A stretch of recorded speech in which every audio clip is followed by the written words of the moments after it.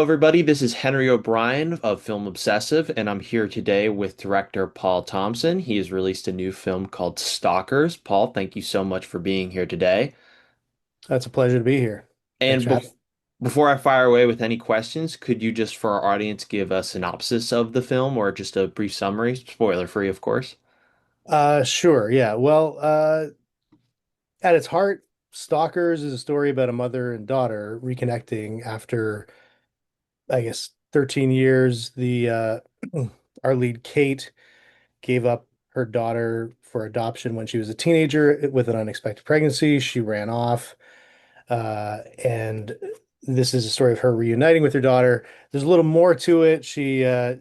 Where she ran off to, and maybe as a result of the circumstances under which she was, became pregnant, she ended up in the porn industry. So she's a porn star who's kind of looking to get out. And this sort of sudden phone call about her lost daughter's adoptive parents being murdered brings her back to her hometown where she meets this daughter, and that's sort of the reconnection. That's the starting point, I guess. And unfortunately, things are not totally smooth for just their rocky relationship, but also, it is a horror film, so there's some other dark things out to get them, perhaps we could say. And this is in the press materials, but it's clear to anybody who's seen this type of film before. This is a horror version almost of a Hallmark movie in a way. And why were you interested in making like I guess this little like horror spin on this very specific genre of movie? Yeah, I don't know. I mean, it's funny, like someone kind of called it that, and we like latched on, going, "Oh wow, this is a really great way to represent it."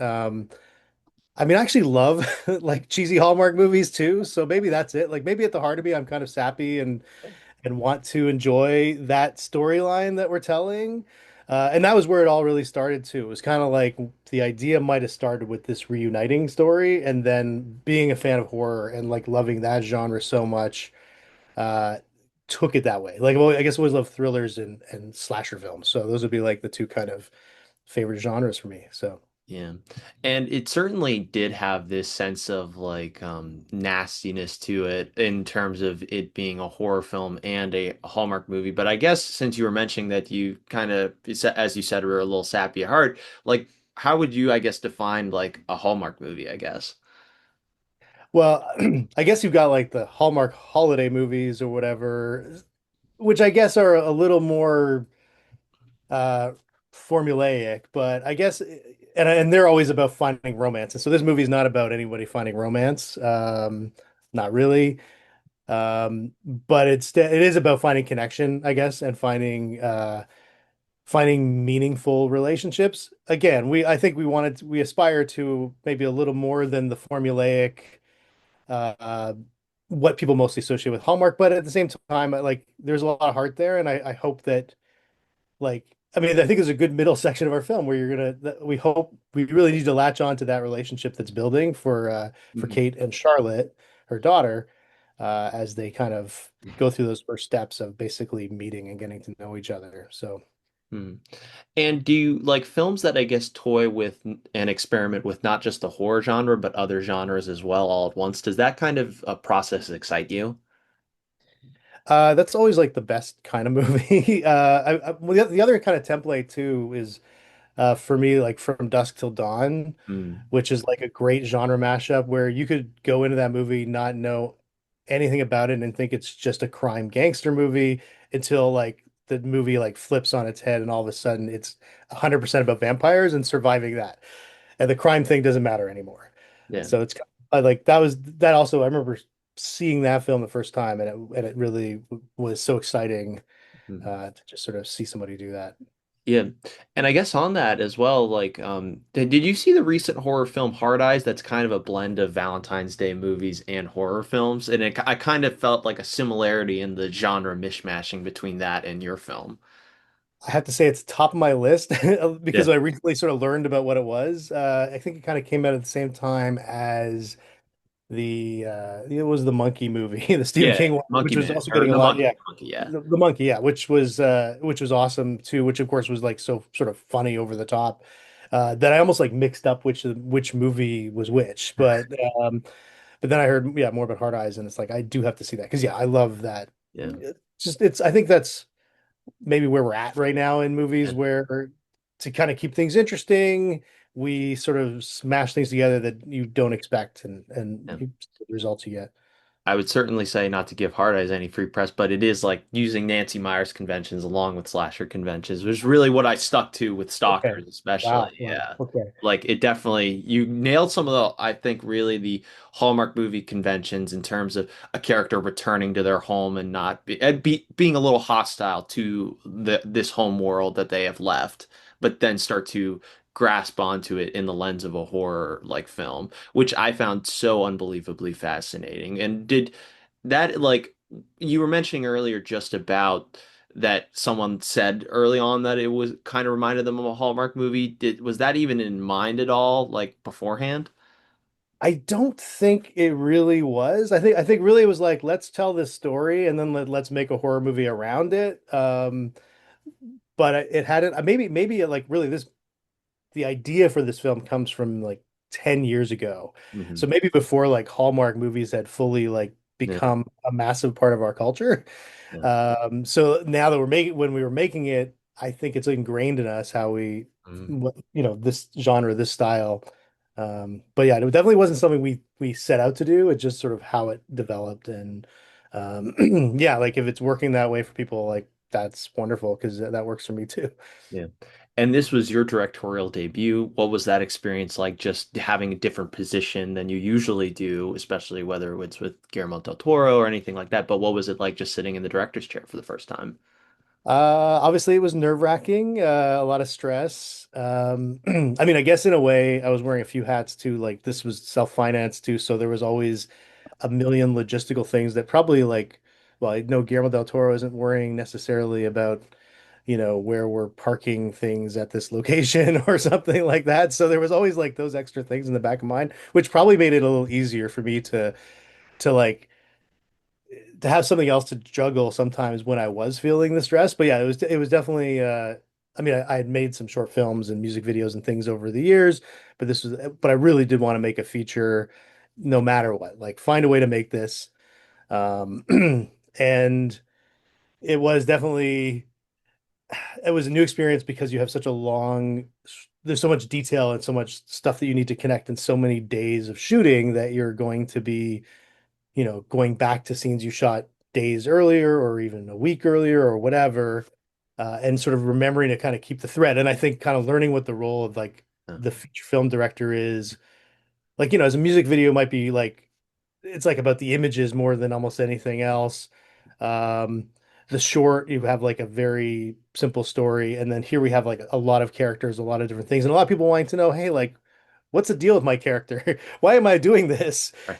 And having to answer some of those questions because as I'm sure you know from the characters in the film, like a lot of them have there's some surprise twists to them, and so kind of getting kind of remembering to like keep that thread like going and to be like the one person on set who can try to juggle all like yeah just manage all those different character lines was like a great challenge, but it was obviously exhilarating and worth doing. Yeah. And as a director, were there any films that I guess you watched that I guess inspired you during the directorial process? Was there any movies that you kept coming back to that you thought would be good just for inspiration for this project? Mm. It's funny, like it was hard to kind of pin down. Like there was no one movie that was like, oh, this is the movie that's going to be like a template for us, or this is a movie. So in anything, it was just sort of a matter of going back and like watching horror films that I love, and so like Halloween, like I think I feel like well, I've probably watched that every year anyways, but I definitely revisited that. Even things like I guess it's any movie where you feel something for the characters and you aren't just rooting for them to die. So, I do love a good Friday the 13th movie, but like some of the best of them, you still kind of care for the characters, and some of the worst of them, worst of that genre, you might feel like you're just waiting, you're just setting up people to get knocked down, right? You're setting up pins to knock them down. And so I mean, even a movie like Jaws, like, the human story of Jaws, like I still love the scene, the dinner scene with Roy Scheider and his Yeah. kid. Like those are the moments that just you know, make that film, like that elevate that film to something more than, a monster movie. Yeah. And there was in Stalkers, there was a level of schlockiness in a good way that made it very fun. And I was thinking of the scene where the two like teenagers are spying on the main character and then are decide to have intercourse and then get killed all within this like span of 5 minutes. Was that something you had in mind for this project, or just having a little schlockier feel to it? It definitely was going to be like we definitely wanted them to kind of provide that a little bit. Like as we were creating it, it definitely was like, okay, these guys are going to kind of be like our fun way into this a little bit because yeah, there's some heavy stuff going on with Kate and Charlotte, and so then you have Corey and Aubrey just like that was another thing for them is like I wanted to make sure as we were putting the film together, more not necessarily as much as when we were shooting it, but after we were like putting it together to like make sure that you weren't rooting for them to get killed. Like, because Corey's a bit of a dick at times, and but like you can kind of appreciate that he's just kind of young and dumb, and they're like having fun, and yeah. So overall, we were just trying to make sure that we kept that going. Like I know we recut a few scenes to go, okay, you know what? Like I think people are not going to like Corey enough here. Let's change the order of these scenes a bit, or just like little tiny tweaks as we went along to make sure that we're on board with them having a good time, and then that kind of hopefully for the viewer is part of the fun. Hmm. And names play an important role in the film because both the mother character and the daughter both have names at first that they present themselves, but then by the end of the movie, they're calling themselves by their original name. Where did that idea come from? Well, I mean, I guess it comes with a story, but I suppose also, obviously for Kate, she goes from being Tabitha Swan, this sort of, and her name is Kate Swanson, so like I guess that would have been obviously come derived from her name, but yeah, she doesn't want that identity revealed. But but yeah, I think it's obviously part of the transformation, and we make a moment of that in the film too, where she says, "Hey, like I'm no longer this person." But it does take her time to actually grow into that. So I think I mean I probably have to credit the writer Luke Sneed who I've collaborated with for a long time and is just somebody who I don't know has just got such great instincts. Well, like sometimes I'm just so pleasantly surprised when I see pages from him. So like as we were making this film, like the various drafts and redrafts, like I was definitely involved in it. The story idea came from me, but I think like his ability to kind of find those themes or really just draw them out into like makes it like elevates the whole movie for me. Yeah. And obviously, just looking at your IMDb page and whatnot, you have a lot of collaborations with Guillermo del Toro in a variety of roles. So, how many films have you worked on, like on his movies? Like, how many of them? The first one was Pacific Rim. So I'm Toronto based, and so that was where I mean he did make Mimic in Toronto, but that was just a little before my time in the industry. Like a year or two out, I was probably like started working in the industry after that. But then he came back to make Pacific Rim. So basically, pretty much every live action feature since then. So you got Pacific Rim, Crimson Peak, uh, Shape of Water, Nightmare Alley. So four or five, and then Frankenstein actually.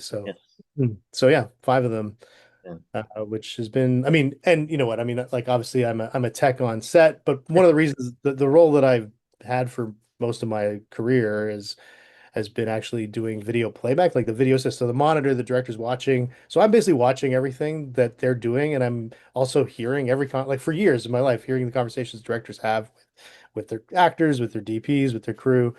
And so hopefully it was a good place to learn. I'm obviously watching someone like him work. I mean, he's someone who has just such a clear vision of what he wants. Like he doesn't waste time either. Like he knows this is the shot, and if he's got it, and what I would sometimes have the opportunity to do is actually assemble the shots for him on set. Like we'll take this shot, put the next shot in sequence and take a look. And if he's happy on take two, he moves on. He's not gonna do 12 takes if he's happy with take two and he knows take two is the one. So So I mean, if anything, obviously watching him work and learning from somebody like that, and there's been many others too, Sure, of um, course.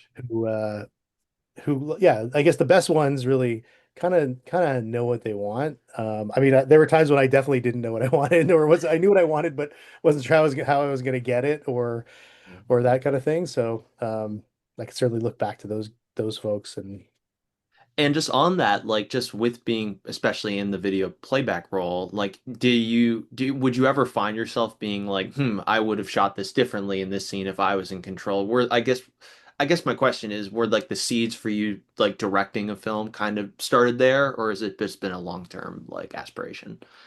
I mean, I think it's been a long-term aspiration that kind of, has ebbed and flowed over the years. Different things in life take over and whatever. It's been a really like I've really been fulfilled in that job too. Like I've always loved that. Working on long format, working on features has always been great. Um, but definitely there are times, and I don't know that it would be in particular on like a Guillermo del Toro movie, but maybe on other films where you're sitting there and you just, and it's not like, oh, I definitely go, oh, that's an interesting choice they've made, or I might have shot it differently, or you definitely work with people who, maybe don't have that much experience, and you kind of wonder to yourself, oh, there are better ways to shoot this, or just different ways to shoot this. So yeah, for sure, there are times where I think being on set and watching other people do it just makes me want to do it more than like I could do this better, but just more like, oh, I wish I was having a chance to do this. Yeah. And I guess on that as my last question, are there any directorial projects that you have in mind for the future? Hmm. There was a thought that this was one and done. Like, hey, do this thing, get it out of your system. But it was such an amazing time to work on, that I would like to do some more. At this point, not quite sure what the projects would be. Like, there's definitely no projects set up to go. There are a few sort of scripts, a few little ideas. I personally don't write as much. Like, I love to be part of the writing process, but I don't know what like maybe I just can't like completely let go of my control to like, make characters do horrible things or that kind of or go to dark places. So that's what I've always felt like. I like to work with someone who has that ability to put those things on the page. So yeah, it's not like I have a script that I'm writing myself, so it's always a matter of like finding something or kind of pitching something to somebody. Like Olivia, who is a stand-up comic, uh, in her sort of day job, night job, maybe you'd say.